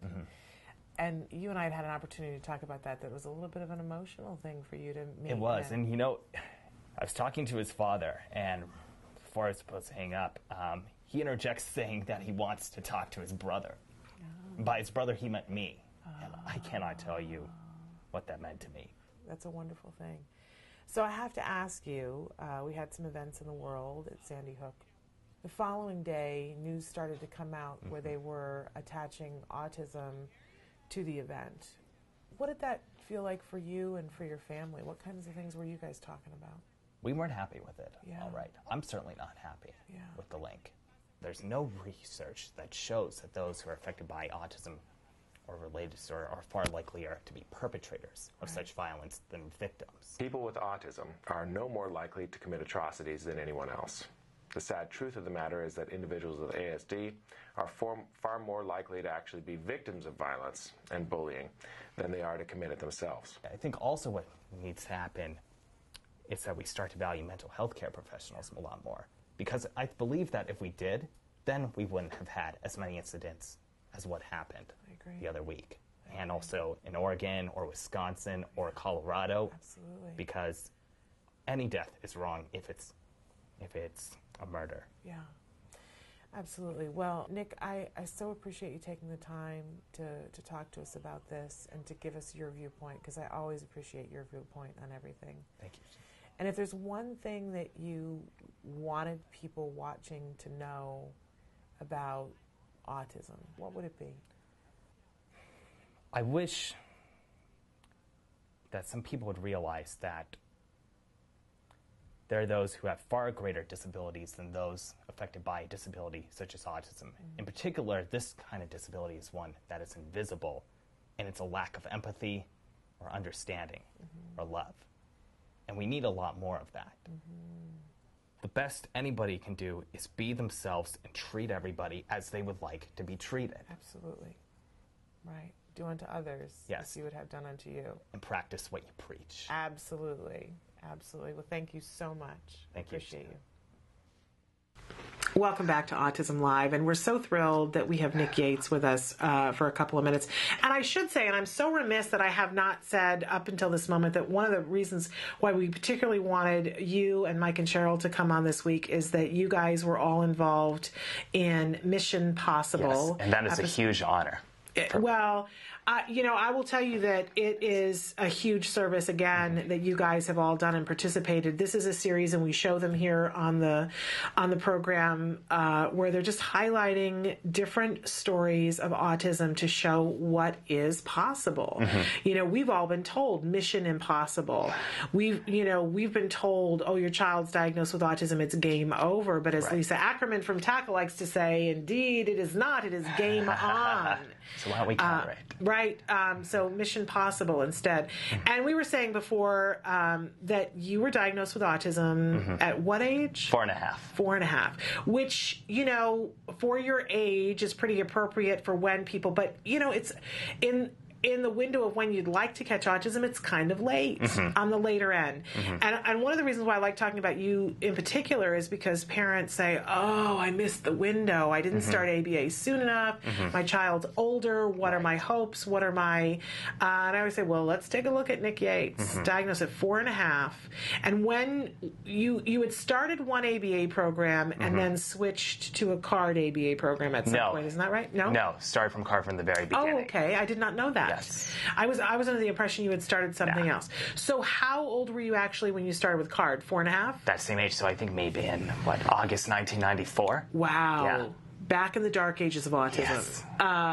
But your story is featured in the DVD Recovered. Correct. There are 4 young people that they follow, and you're one of the 4 people, but you are certainly the person who came to it the latest of the 4.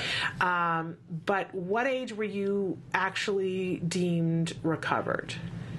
It was either around when I was 10 or 11, but there were still some things that had to be worked on, so therapy was gradually faded out until I was 14. Yeah, and I think there's a misconception about recovery that people think, oh, well, that means you're done and you never, ever need anything ever again. But I never had a diagnosis of autism, and I'm never going to be done and never need more support. So I wish that we could all get used to, like we were just talking about with Mike, that he said, you're always saying, well, I'm working on this, and that we all should be saying that if we're not.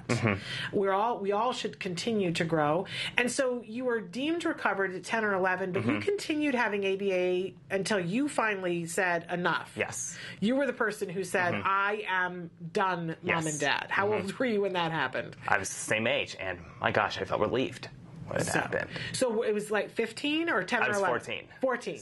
And you said enough. Enough is enough. But by the time you were 14, just to give folks at home an idea, what were your interests at age 14? Certainly music was one of them. Yeah, because you play guitar, do you play the drums as well? I do not play the drums. I don't know why I thought that. So it's mainly guitar? That's one thing. Biking is another. Okay. I like to read a bit. Traveling. Yeah. Cooking. Yes? Yes. I didn't know that about you. What do you like to cook? A specific genre of food, or?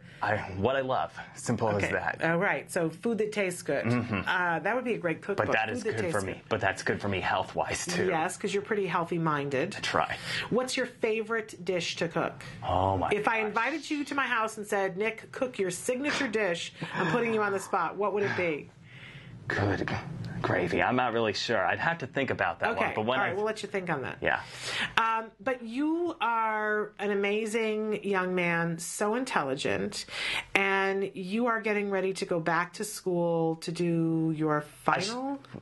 Yes, I'm going back to school to do my final quarter of college. Okay. But when you say back to school, it's weird you say that because it makes you suggest I'm going straight from college to grad school or going back. Oh, to grad school. No. I mean, like this week, tomorrow, whatever day you're going back to finish the final quarter.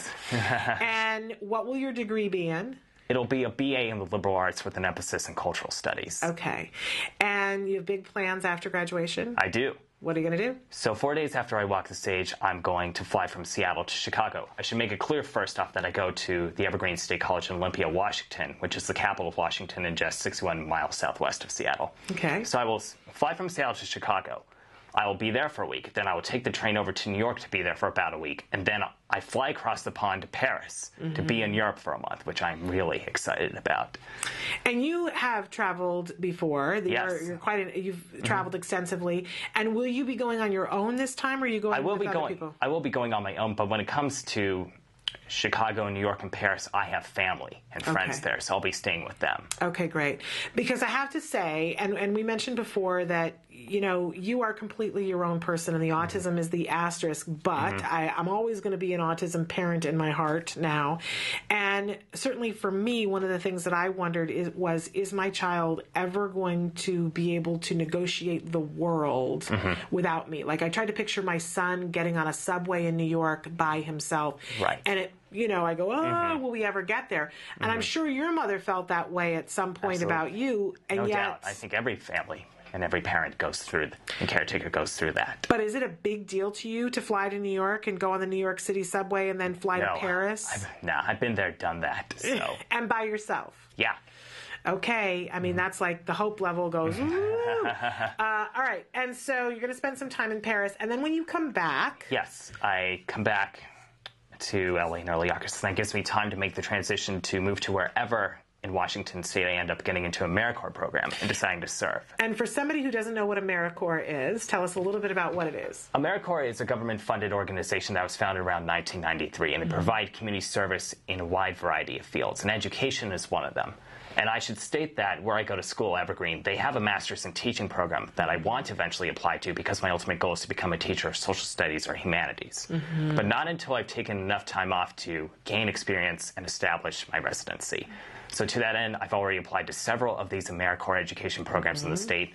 I've done a few interviews. I've already been offered a position at one of the programs. Two of the others have approved my application to be sent on to other sites. So things are moving along quite well. It's a very exciting thing, and I'm thrilled for us because the education system needs more people that are like you, that are passionate about teaching our kids and that have great empathy and your level of intelligence. Thank you. We couldn't do better to have more teachers like you. I appreciate it. But I have to say I could not have, I wouldn't be on this path where I am now if it weren't partly for Card and some of the people who helped me along the way. So I just want to say to Doreen Gravichet, Evelyn Kung, Kathy Visconti, Peter Farrug, Carolyn Breddick, Hank Moore, just to name a few among others. Right.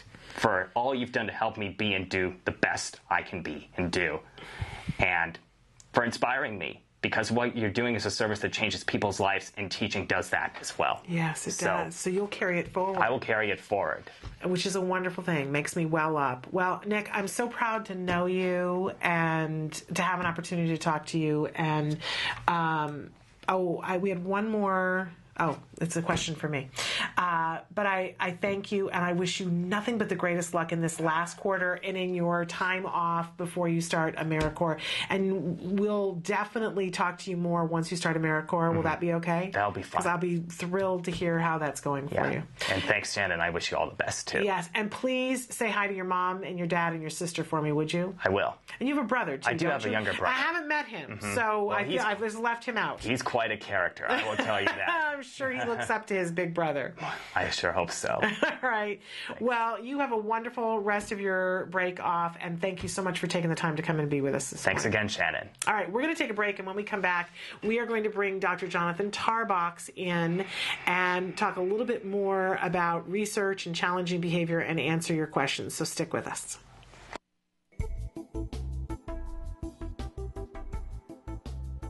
Skills is an online program that provides assessment, curriculum, positive behavior support planning for challenging behavior, and progress tracking, and it does this all in one place. The skills assessment and curriculum addresses 8 areas of development, which even includes advanced higher level areas such as executive functions and cognition, which pretty much makes skills the only ABA-based set of curricula for teaching more complex skills, things like problem solving, planning, self-management, perspective taking, and even inferring and predicting others' private events. Skills is a 4-step system. Step 1 is to add the child to your account. Step 2 is to start assessment. The skills assessment is the only ABA-based assessment with psychometric research demonstrating the language subscale to have excellent reliability. Every area of human functioning and typical child development from infancy to adolescence was researched, making the skills assessment the most comprehensive of its kind in the world, and we're quite proud of that.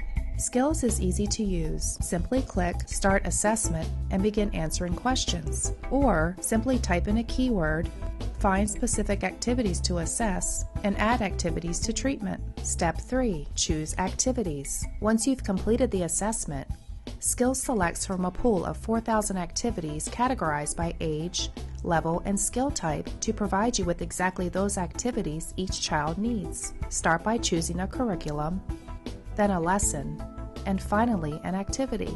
Click the information icon to view prerequisites, ages in which targets develop, examples, and IEP goals. Click the video icon to watch a short video. Once you've identified an activity you want to teach, adding activities to treatment is a snap. Step 4. Start treatment. Here you can access customizable activity lesson details, add your own customized targets and exemplars, and edit an activity status such as introducing or mastering it.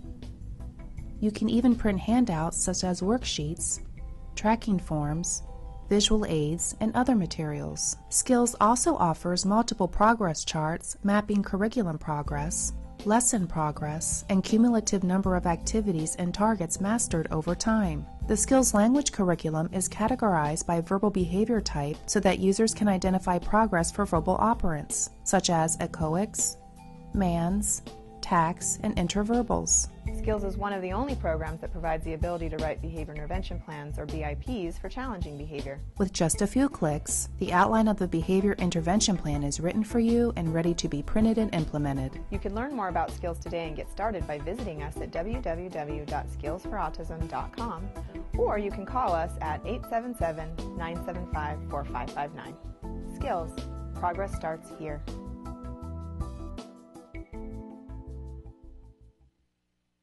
Welcome back to Autism Live. It's been a very big day here, and we've eaten up a lot of our time, but I'm so thrilled that you waited around. Dr. Jonathan Tarbox is here with us, and we had a question come in earlier. I'm just going to get right to it because I promised them that I would ask you.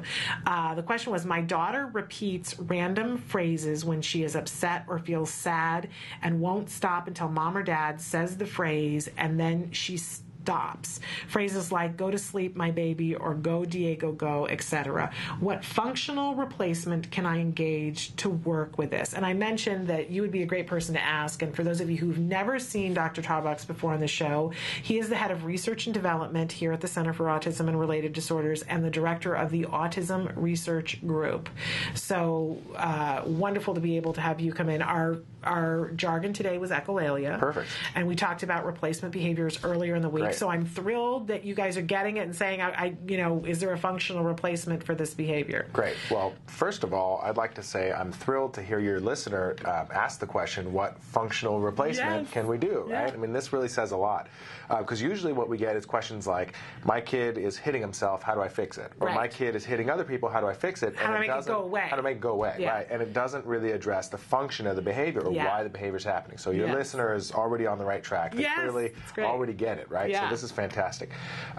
So what I would say to that is it depends on the reason why her daughter is engaging in this behavior. So just off the top of my head, there's 3 possibilities that kind of sound like they could be the case. And of course, we always say we're not giving specific advice, clinical advice for particular children because we don't know them. We can't do that. But these are sort of some general tips that would be useful for any child who's in a similar situation. So the first thing is you got to figure out why your child is doing that behavior, what the function is. In other words, what source of reinforcement are they getting for that behavior? So 3 things that come to mind. One is it could simply be attention. It could be that it's a way that your daughter has figured out to interact with you and get attention from you, or get social or interaction from you. So if her daughter continues to repeat the phrase until it gets a response from a caregiver, in which the caregiver repeats it back, then that's a form of attention, right? So it could be serving a function kind of like this. Mommy, come play with me. Mommy, can I have a hug? Mommy, pay attention to me. That kind of thing. So if that's the case, then a functional replacement would be any other form of behavior that gets that as a consequence, right? So ideally some kind of communication. If she's nonvocal, you can do sign language, you can do picture exchange, you can do a voice output communication device, you can do iPad, it doesn't really matter as long as you're empowering the child to be able to ask for attention of some sort. Right. Okay. Like saying, Mommy, talk to me. Yeah. Because it might be that that's just what she's needing is for you to talk to. Might just be that she wants some vocal acknowledgement, wants some attention, wants some approval, wants to just hang out for a bit. Yes. So something like, give me a hug, give me a high five, talk to me, play with me. Any of those could be, and usually you do want to teach more than one communication response related to attention, right? You want to empower your child with multiple ways of asking for attention and interaction from you. I just want to interrupt for 1 second and say that one of the things that we saw with Jem used to climb us like a tree and want to sit on our head. And now, because he would feel uncomfortable, and now he says, I want to be with you for a minute. Can I be with you for a minute? And then he'll say, can I have a hug? Can I have a hug? Right? But I don't have to guess what is up. Right. Why are you climbing me? And so a behavior that can be frustrating for you as a caregiver and can seem annoying is serving a purpose, right? Your child wants to get something, and all you're doing is empowering your child to get that very same thing that he or she wants and deserves, but through a more appropriate and more adaptive way of doing it. Okay, so option number 1 is it could really be attention or interaction that your child wants. So replacement behavior would be some other way to get that interaction or attention from you. Option number 2 is it could be some type of routine or ritual.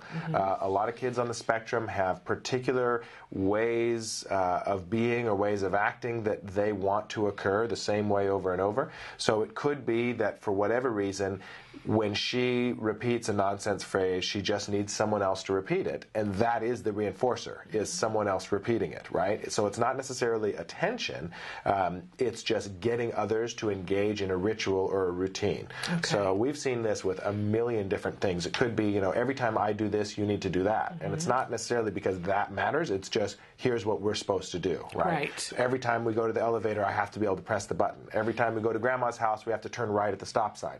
These are all sort of just non-functional routines and rituals, and if the child's not getting that routine or ritual, then they'll continue to engage in whatever inappropriate behavior they've learned can get them access to that. So that's possible. I have OCD, and when I leave my son with a babysitter, I have to stand by the door and I have to hear them bolt the lock. I have to check everything 5 times. And I stand there until they do it, and I won't go away until they do it, and the babysitters know that. Now Jem does it. He's like, Mom, the thing, the bolt is on, okay?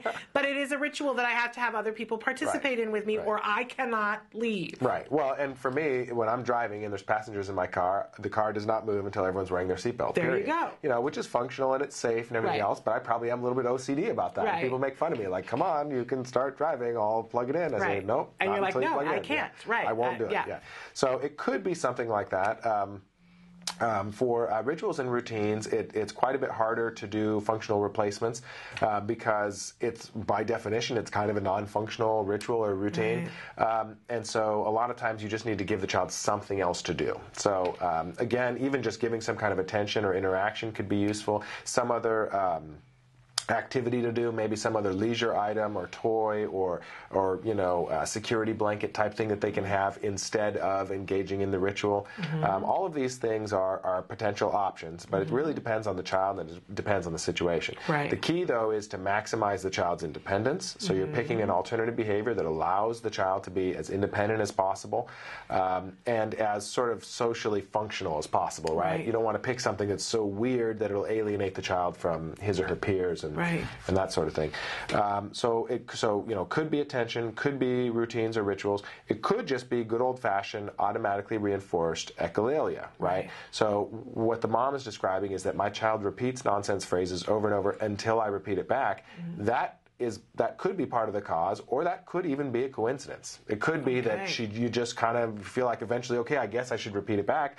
That might have nothing to do with why the child's doing it. Okay. It could just be it feels good to repeat nonsense phrases. I mean, we see this all the time with kids on the spectrum. Could it also be that the child is saying it and doesn't have control over it, and doesn't even know that they're doing it, and then when the mom says it back, then they realize that they're doing it? Could that be part of it? Sure, yeah. Or the mom saying it back kind of redirects the kid into, oh, okay, let's go do something else. Or now I can be done because now I'm having an interaction with mom instead. Yeah. Right? So it's really tough to figure out the function of a behavior on your own as a parent without any professional help, because really, honestly, it's mostly guesswork. Even if you're really trained and you know a lot about how these things work as a parent, it can be very challenging. So what we always say is, if you really want to fix the behavior, if you really want to decrease the behavior and increase more appropriate replacement behavior instead, then you need to figure out the function. So I've just named 3 possible functions: attention, routines, and just plain old automatic reinforcement. But, what you're going to do for that behavior is different based on those 3 different functions, so you don't want to kind of just guess and just go for it. You really want to get it right. If you really want to nail the behavior and decrease it and replace it successfully, you need to figure out the function effectively and efficiently. So the best way to do that is get someone who's an expert in doing that, right? I know I sound like a broken record. I'm always saying, go talk to a trained professional who's an expert, but that is their job. I mean, there are people out there who that's all they do all day, every day, and they're good at it. And if you have insurance, in a lot of states, it's going to cover it. And I have to stress, too, that as a parent, there were so many times that I thought, well, I can figure this out, right? And I always want to remind us that we wouldn't do that with our car. Why would we do that with our kids? Right. And that one particular circumstance in particular that I tried to figure it out on my own, and I could not figure it out, and it just got worse and worse and worse. And I had people from CARD come in and look at it, and they figured out in 12 seconds. Exactly. And the thing that they figured out, I would never have realized, because it was something that I would never have thought of. It was that there was a tile change in the floor, and I would never have seen that. Right. It just wouldn't have happened, and I would still be in the 7th ring of hell with my child, batting my head against the wall if I hadn't said to somebody, I need some help with this. Right. And the fact of the matter, it's easy for people to forget about this. People think that if you understand an idea, you must be able to apply it, right? Which kind of makes sense. It's intuitive. But it turns out that understanding an idea and actually applying that idea in your everyday life are 2 different things. They're 2 different skill sets, let's say, okay? So there's plenty of teachers who are great teachers, but they're not good at doing the thing that they teach, right? Yes. There's plenty of people that are incredibly good at doing something, but don't know how to teach it to anybody else, That's right? true. Those are 2 different things. Really are. Even if you as a parent are banging your head against the wall saying, I know all about this autism stuff and this ABA stuff, I should be able to figure this out. Well, knowing about it and being able to talk about it and having read all the books is not the same as being able to apply it with your child. Well, that's certainly true of me. It's true with me, right? I mean, I'm a professor. I teach this stuff for a living. It doesn't mean that I'm an expert at it with my own child. I do my best, but I'm not perfect. I've needed help from other people too. Yeah, Everybody I think the very nature of it, for all of us is in the moment we have so many variables going that it's hard. But I also think, too, there's a measure of perspective taking that we think as parents that we should be able to transcend. That isn't possible, right? The joke in our house always is that, I'll say to my son something and he'll say, how do you know that? And I say, because I have eyes in the back of my head, right? But I don't. And being able to see something from a 360-degree perspective and remove ourselves and all of our emotional baggage from the picture, I would venture it's beyond challenging. It's impossible. Yeah. Well, and let me make another point that's really important. People sometimes forget. They think if I admit that I need help, then I'm saying that it's kind of not my responsibility, right? Like if I admit that I need help or if I ask for help, I'm somehow giving up, or I'm somehow shirking my responsibility, or I'm somehow thinking to myself, well, it's not really my problem, I'll make it somebody else's problem. But absolutely not, right? What your responsibility is to do your darndest for your kid. And some of that is stuff you can directly do, and that's great, of course. Take responsibility for that. But a lot of doing your best for your kid is knowing when to ask for help. Again, just like your car, just like your child's school or education. It's not your responsibility to get your kid ready for college completely. That's what schools are for, right? And so it's the same thing. Supposedly. Supposedly, right? And of course, it's your responsibility to support that process and do homework with your kid, make sure they're prepared and participate, all of that stuff. But that doesn't mean you're doing 100% of everything on your own.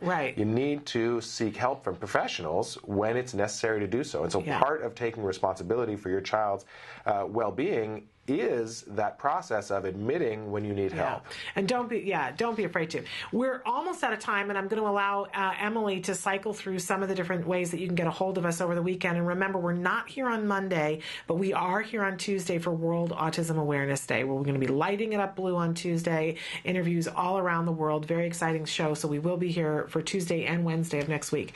As we go, though, somebody wrote in and said, totally off topic, but Shannon, has Jem ever had an MRI? And if so, what did you do to prepare him? He has not ever actually had an MRI, but we recently did a program where somebody had written in about this. So we do have a show about it. You can search it on our YouTube and talking about rehearsing, asking the doctors, how are you going to do this? How long is it going to have to be, working up to it, shaping up the behavior, and even like making, some semblance of asking, what does the machine look like, and making it out of cardboard, recording the noises. Anything else that you would add to that, Dr. Tarbox? Practice. Positive reinforcement. There we go. Keep it fun. Keep it simple. Okay, great. And gradually increase the demands. Don't go immediately to making your kid lay perfectly still with lots of loud noise for 20 minutes, right? Right. Start with 30 seconds and reward the heck out of it and make it fun. Absolutely. We had talked about the EEG doing this and getting the swimmer's cap and putting little clothespins on it, but same sort of thing for MRI. You can build an MRI machine in your living room, have them help you. In a refrigerator, cardboard box or whatever. Yep. And roll them in somehow, and make it fun though. It should be really, really fun.